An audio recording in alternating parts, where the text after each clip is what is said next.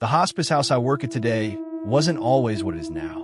Years ago, it functioned as a children's psychiatric facility.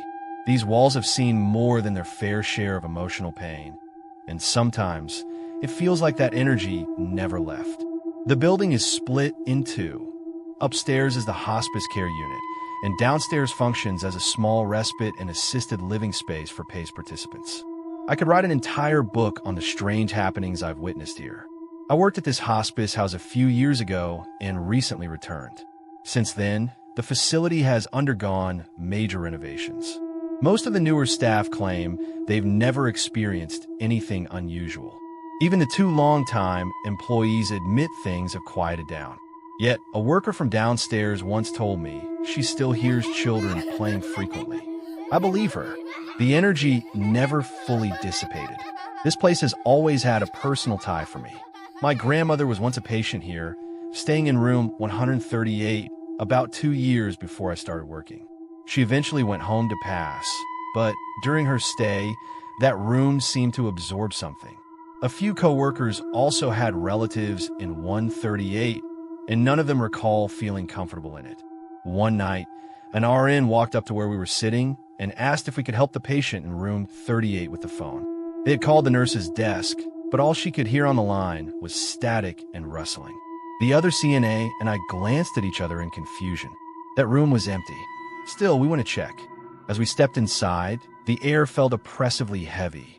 We both got chills. There was no one inside, but something was definitely there. Months passed, and we forgot the incident until one night, a different RN came to us with a similar request. She said someone from room 38 had called the desk and asked if anyone was coming to check on him. When we asked if he had given a name, she said, "Yeah, he said his name was Derek." Again, the room was empty. We exchanged glances, unsettled. A few months later, I was sitting at the desk filling out reports when the phone rang. The caller ID showed room 138. I picked it up, and once more all I heard was rustling. No voice. That same RN from the first incident later told me she had experienced it again, and she was so unnerved that she asked me to sit with her the next night. The strange events didn't stop with phantom phone calls. That same RN seemed to be a magnet for paranormal activity, maybe because she was more afraid than the rest of us. One night, she asked me to sit with her near the staff entrance. She said she kept hearing knocking sounds, and she was worried someone might be outside trying to break in or steal medications. The glass at that door is frosted, so it's difficult to see clearly, but you can sometimes make out vague shapes. That night, there appeared to be the outline of someone standing just outside. We walked around to the front entrance to check if anyone was out there, but found no one. We returned to our seats. Not even 5 minutes passed before the knocking resumed. Thinking it might be the patient in the room next to the staff entrance, we went to check on her. She said she was fine, but had also heard knocking on her door. She told whoever it was to come in, but no one did. Another night, right at shift change, we had a patient pass away. At the same time, 2 new admissions were arriving. We rushed through post-mortem care, but forgot the tradition of opening the window to release the spirit. We were so busy we didn't think about it until much later. After everything settled, we sat down to chart, and out of nowhere, the emergency broadcast tone rang out. There were no TVs on nearby, and the weather radio remained silent. It played once with no announcement, just that shrill sound. But we brushed it off. Later, I went to get food for everyone. When I returned, the pager went off. The sound indicated a bathroom call light had been pulled.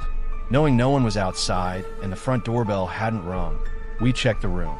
The patient was fully bedbound and sound asleep, but the bathroom cord had been pulled down.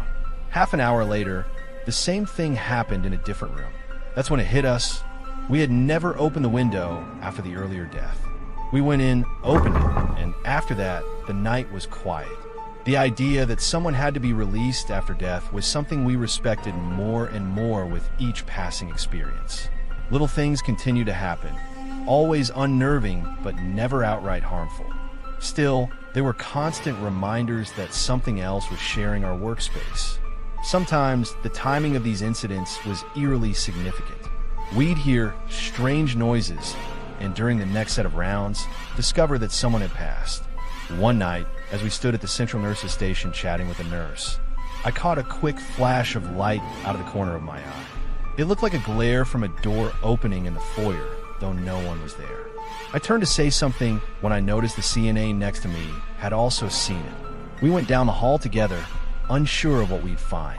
In the very first room, the patient was gone. We alerted the nurse, who didn't believe us at first. She just checked on him 5 minutes earlier and said he was fine. We saw these things not just as oddities, but as signs, subtle cues from something beyond our understanding.